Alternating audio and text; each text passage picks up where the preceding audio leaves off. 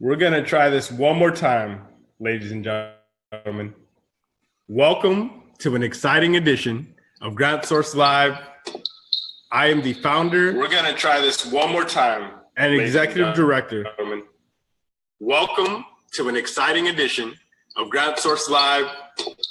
I am the founder. We're going to try this one more time. And executive director. That's what's going on. Welcome to an exciting edition of Grant Source Live. I am the founder. We're going to try this one more time. And executive. Okay, Steve, you are a genius.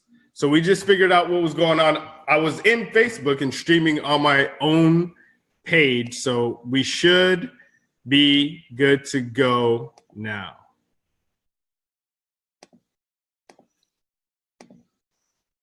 I will close all those.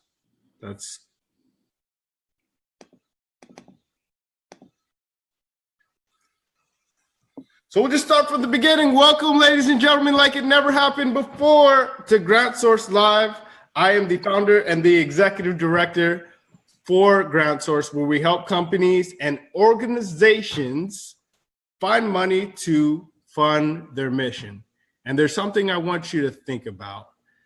Have you ever been in a place where you wanted to do something for your business, or you needed to hire that key person, but couldn't do it because you simply didn't have the budget? We have Susan Brittain of Brittain Consulting that's going to be on today. That's going to tell us about some of the projects she has worked on and written proposals to help organizations get grants to fund their projects, their programs, their passions to move forward. But before we get with Susan, we are going to go to a few of our valued sponsors, and we appreciate them for sponsoring this show. Our first sponsor is going to be Vistaprint, and Vistaprint, for those of you that don't know, are offering our members 20% off any new purchases. And I want to show everybody this because we just got these made. I'm proud of them. We just got these handy dandy cards shaped like a phone done from Vistaprint, and we got 20% off. Our other sponsor is FedEx. They are offering 50% off to our entire community for any printing or shipping services. And for those of you that think that there are no for-profit grants out there, FedEx actually has a grant going on right now, contest for-profit businesses, where the first prize gets $25,000. We're applying. You can find it in the app. We want to share it with the family, but that is a grant that's going on right now. Without further ado, Susan, we appreciate you going through our technical difficulties with us. Nothing is ever perfect, just like writing a proposal, but tell us about yourself. We want to hear a little about the projects that you've worked on, the passion behind what you do, and first and foremost, why we do this show. I'm gonna pinch myself, you pinch yourself. You're a real person, aren't you? Absolutely. So tell us where you're from, Susan. Well, I'm in Winston-Salem, North Carolina. Okay. It used to be the tobacco capital of the world. R.J. Reynolds Tobacco started here. Nice. And now we're known as the City of Arts and Innovation. So we've completely flipped from manufacturing to innovation. Beautiful. And did you grew up there? Is that where you started your business as well? Yes, I was born in Washington, D.C., but my family moved here when I was 2. So for all intents and purposes, I'm from here. Okay. Excellent. Winston-Salem, that is, and I'm in Houston, that's Chris Paul country, for those of you that don't know. Absolutely, yes. He is right now is on the Houston Rockets, and they're doing very well. So, Susan, first and foremost, we want to thank you. We're eternally grateful to have you on the show. Tell us how'd you get started in grant writing? Because there's a common misconception that, grants aren't really real. Are they out there? Can I really use them to fund my business? And where are all the resources? What does a grant writer look like? So there you are. Tell us. Well, I got started doing this kind of on a fluke. I was working at we have a medical center here in Winston-Salem, and I had someone teach me how to write grants. And, being the nerd that I am, that appealed to me, the technical writing.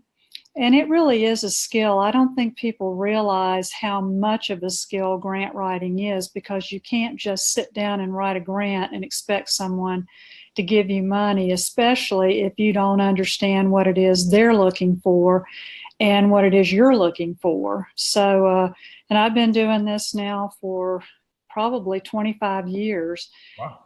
But as far as my business, I've had this business for a while, but I just went into it full time the first of this year. Okay. Nice. And you've had 25 years of experience, so you've seen a lot of different proposals. Yes, a lot, from federal to state to local to foundation to corporate. I've seen them all. Now, let's dig into that, because there's a lot of different areas, and we try to break that down and give education, and we'll show your listing later where they can find you and get specific advice to you. But if we're an organization, where should we start? Because people usually don't even know where to start. Well, if you're a small organization, it's a lot harder. The larger organizations usually have their own grant writers and researchers. But the first thing that you need to do is learn how to research for grants. I think a big mistake that people make is trying to fit a program that they have into a grant where it doesn't fit. Okay. So it's learning what's out there. Visiting, if you're in some place, we have quite a few foundations and nonprofits in Winston-Salem. It's visiting with them and getting to know them, because really in the end, it's all about relationships. Mm-hmm. And that's how you get the grants. And if they know a face and a name, then they're more likely to fund you. But you really have to work on figuring out what it is you need money for, and then finding a grant that fits that, not the other way around. You're trying to fit yours into a grant. It doesn't work ever. Interesting. But you need to have that established program first. That way you can find a grant that meets that, right? Not the other way around. Well, you need to plan. That's the big thing that I see around people who are doing grants, is they don't plan for them. And they think they have an idea, but they don't really flesh it out. And then when they go to meet a funder or to apply for a grant, they're kind of lost because they can't really explain what it is they need, and they've gone to the wrong funder. So planning is a big key as well. So it's not only planning, it's relationship is huge, right? What's the saying? A good attorney knows the law, a great attorney knows the judge. So you really need to know those grant sources and those funders and find them and start to build that relationship. That's very true. And some funders the really large foundations don't have the time to meet with folks a lot of times, but your local ones do, your state ones do. And that's really how you get the money. It really is all about the relationships, and it takes time. You can't just expect to want a grant and then get it right away. Now, sometimes that happens, but not very often. Okay. And in your experience, because that's some of the questions that we get, and for those of you that don't know, in our Grant Source community, you can ask, once you become a member of the community, you can ask any questions you want, and experts like Susan can answer your questions. One of the questions that we get often is, how long does it take to get a grant, right? Right. Well, and that depends. I mean, Yes. if you're using a local foundation, it can take as little as a few months. If you are doing something at the state level or the federal level, uh, I encourage people to plan at least 6 months in advance, sometimes a year. Mhm. And it also depends these days on who you're collaborating with. Most of the funders do not have enough money anymore to give to just individual entities. So the more collaborations you can do, the more likely it is that you'll get a grant. And though, I mean, when you talk about collaboration, because that's one of the things, we live in a instant gratification society. So we say, oh, grant, I need a grant tomorrow. Well, you really need a plan for that because it's not going to happen. But when they do, I mean, some of these federal grants, they're multi-million-dollar grants. Right, right. And that brings up another point that let's say you get a grant. Do you even know how to manage it? Do Mhm. you know how to do the reporting? Do you know how to keep up with the financial piece of it? And that's a big piece of what I teach folks and what I work with folks on is grants management is huge. You've got the grant. Now what do I do? Yep. Because at some point, they don't just give you the grant, slap you on the back, and tell you to go get them. They want to see that you're carrying out what that grant was proposed for, right? And Right. And you know, they will take money back. I have I've actually seen that happen if you don't do what they ask you to do. So that's another consideration when you're doing grants is do you know, can you keep up with the reporting? Can you keep up with the financial piece of it? And you know, that's where a lot of smaller organizations really have problems. yeah. And so how long has taken a step back? Usually when organizations think about grants, they think about, okay, let me get donations, let me go sell my product, my service, some tickets. Grants are a good opportunity, but a lot of people and businesses, organizations, companies overlook them because they think it's such a hassle. And it can be, but that's where you come in. Right, right. And you know, it's also if you've got a good idea, think that funders are really looking for innovation these days and you know, out of the box thinking and how can you do this differently than what anyone else is doing? And you know, it's always like a roll of the dice in many ways, but the more you work at it and the more you can explain what it is you're doing and what you want to do, the better chances you have. It's like doing an elevator pitch for a business. If you were standing in front of somebody that was going to give you capital, could you tell them in 3 minutes what it is that you want to do with your nonprofit? Okay. And so you guys have been in existence for almost 25 years. You just started full time. How are you guys? What's your formation? Are you a nonprofit yourself? Are you an LLC? I'm a sole proprietor right now. I've been debating about whether to become a nonprofit because being able to be a financial sponsor for other nonprofits, Nice. which is, there are larger companies in the bigger cities that do that for folks. And it's a real need, but it's also a lot of work and it's also, you have a lot of liability. So Okay. I'm going to be doing a lot of research on that before I decide to do it. Okay. And in doing that, what are some of and these are other questions we see that we're getting from the community. What are some of the other grants that you've seen organizations and companies actually secure?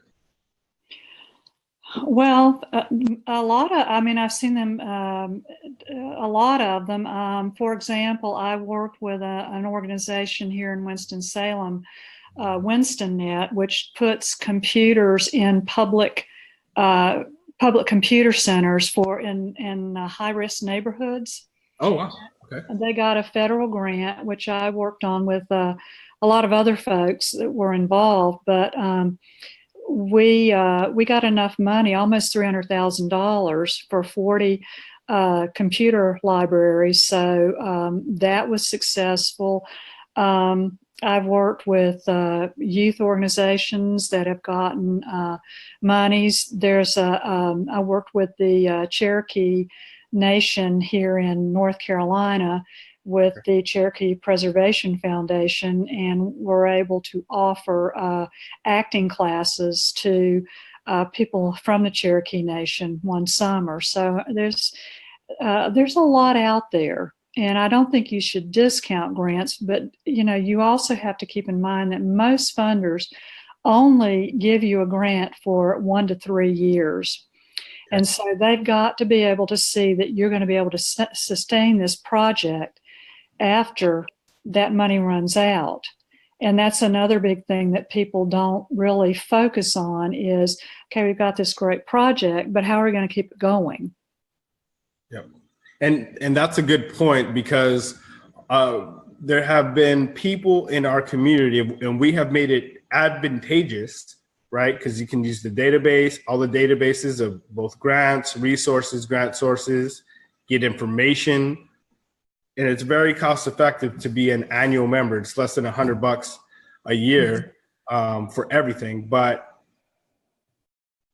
we've gotten questions in the community. Why don't I just, come in for a month or a few days and get what I need and leave? It's kind of like saying, I've taken my shower for the year. It's a continuous thing. And you just talked about funding. It's an ongoing process for a thriving organization, right? It's not a one-time thing. Right, that's exactly right. And I'm constantly learning new things. I mean, I've been doing this for a long time, but there's always new stuff out there, and I'm a perpetual student. But also with your grants too, since so much money is drying up and you are looking at sustainability, who else can you work with? Mm-hmm. Who else is doing something similar or maybe different, but you'd like to bring them in on what you're doing. There's just so many different ways to look at grants these days, and also to look at how you can work with other people. And that's where you're going to be successful. The more that you can work with others and the more that you are involved in other things, the better off. Yeah. So collaboration is definitely key. And a lot of organizations believe, okay, well, I have to do that myself, and it's just not the case. No, a lot of time, and one of the things too that most boards don't realize is that they're also responsible for helping with those types of things. Okay. Boards don't realize that when you go on a board that you are, you really are responsible for fundraising. That's one of your duties. And so many organizations don't really make that clear to board members. So, there's all types of ways to get help and to be involved and to collaborate. It's a learning curve. It really is a learning curve. And you brought up a good point, and not next week, but the week after, we'll have a gentleman on that specifically focuses on fixing your board and making sure they have the right expectation, because that's important. Your board is there not to just be a bump on the log, right? For fundraising. They're there to help grow your organization. Right. And a lot of, when you start talking about fundraising to board members, they're like, well, wait a minute, I didn't sign on for that. That's not what I'm here for, yeah. Right, because they're not told up front that that's a part of their duties. And it really is hurting organizations that don't specify that. I'm on 2 boards myself right now. And the first thing they told me was, you will be fundraising. And I said, good. That's why we brought you in, right? Right. And so last week we had Mike Chamberlain on, the CEO of the Grant Professional Association. Right. He talked about his organization, and you're a part of GPA as well, correct? I am, and I'm also part of the North Carolina chapter. So we have an organization here in North Carolina where we meet on a fairly regular basis for development to talk, and just get to know one another and help each other out. Excellent. Excellent, excellent. And as far as tips, you gave us some great tips on collaboration, on relationship, how that's key. But what drives you, Susan? Why are you so passionate about grant writing? Why are you on multiple boards and get up every day to fundraise? Well, I believe that we're all one. And I believe that the world's in a lot of trouble, and everything that I can do and work with folks who want to make a change. And I've been doing this for a long time. And, everybody says, oh, you get tired after a while.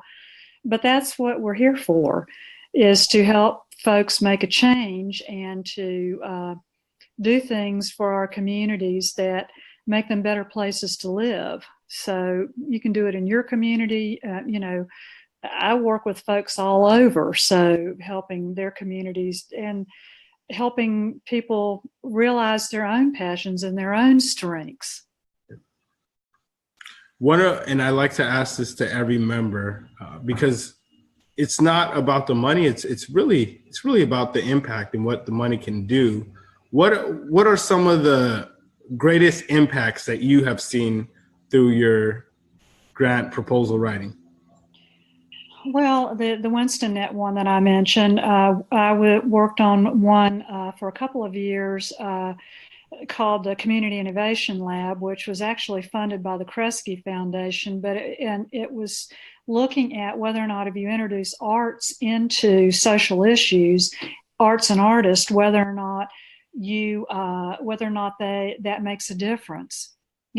Does art help with social issues? And by and large, yes, it does. So,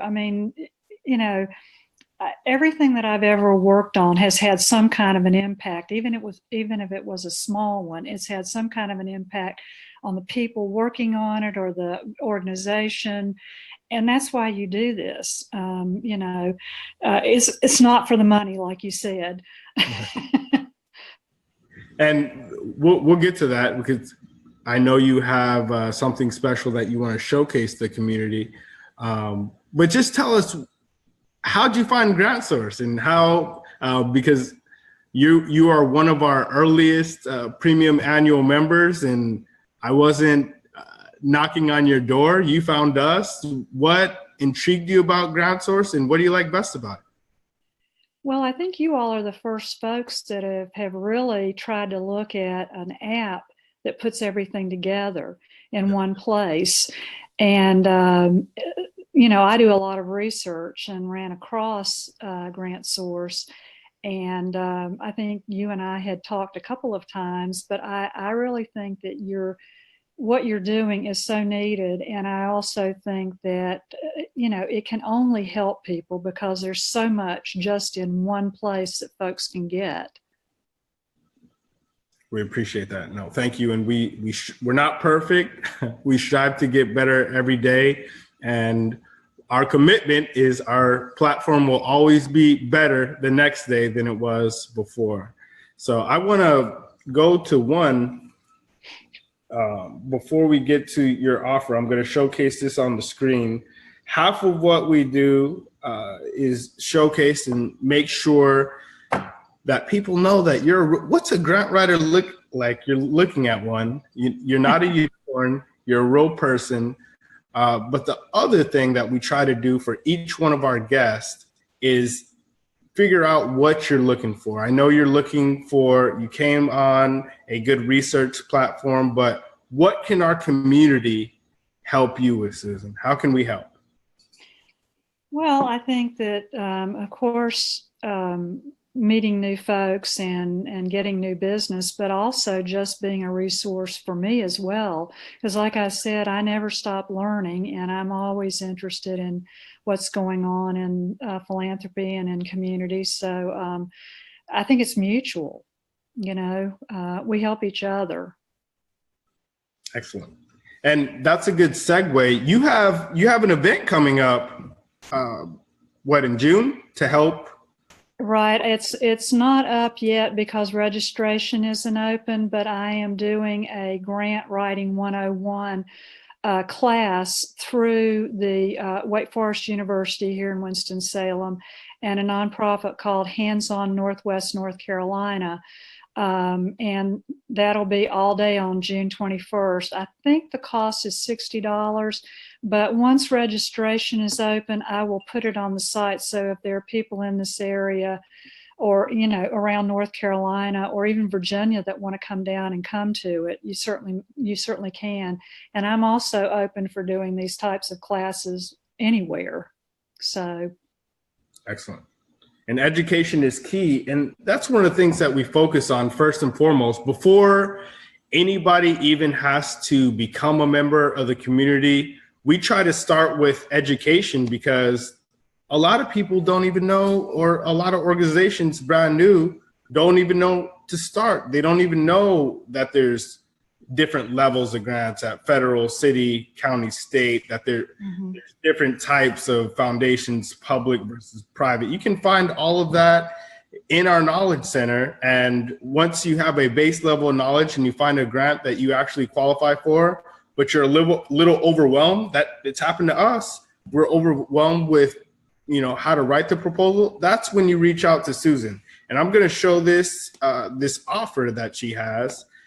Because grant writer, the other common misconceptions are, okay, those big organizations can only afford grants because they are paying those grant writers, you know, hundreds of thousands and millions of dollars. And we're a brand new organization. We just don't have that. But that is not the case. I'll show you right here, Susan. And as you can see in our app, this is our newest version. And if you're an organization, you can have multiple members, and this is the GPA's one, but you can have a branded app with your logo in there. Getting to Susan, if you go into our community offers section, which is our pretty much, it's like Groupon for business owners and nonprofits to do business with each other, but that's how our community gives back and is able to work with each other. So if you go to our community offers section, I know her title is free consultation. You can actually find Susan in our app. Who is that gorgeous young lady there? You can get with Susan and she will give you a free consultation. No questions asked. I mean, her regular rate is $75 an hour, but she is willing to talk to you about your programs, about your projects that you have going on. You can click right there in the app and redeem it. She'll get a notification that'll be in your redeem offers, and you can set up a conversation with Susan. Now, later on in the year, we'll even have, this is kind of a premonition and futures that you're seeing, you'll be able to set up a conference in our app with Susan directly. But as of now, you can redeem it, you can see Susan, and you can get your questions answered absolutely free. And she has helped. Susan is a modest person. She's not going to say this, but she is one of the top grant writers in the nation. She's part of GPA, and she has helped secure millions of dollars worth of grants for organizations just like yours. So if everybody needs a little help, we can't do it ourselves. It's all about collaboration, like Susan said. It's all about the relationship. You don't have to do it by yourself. You get overwhelmed. It's happened to us, happens to every organization. Be good at what you're good at, and you can collaborate with the community on everything else. So we're up almost out of time. Susan, if you can you give our community just one tip before you leave, to leave our community with? Well, just keep at it. You know, you're doing good work, and sometimes it doesn't feel that way, or it doesn't feel like you're getting recognized for it, but keep at it because we all need each other. Excellent. And again, I want to thank you, Susan, for being on our show. I had to call your secretary multiple times because I know you're booked everywhere. But no, thank you. I want to thank our sponsors. I appreciate Vistaprint and FedEx for sponsoring this episode. And if you are looking for a grant, which all of us are, check out FedEx grants. They have an active grant right now. You can find it in the app. And I'll leave everybody with this. It's not about the money. It's all about the impact. Thank you. Have a blessed day.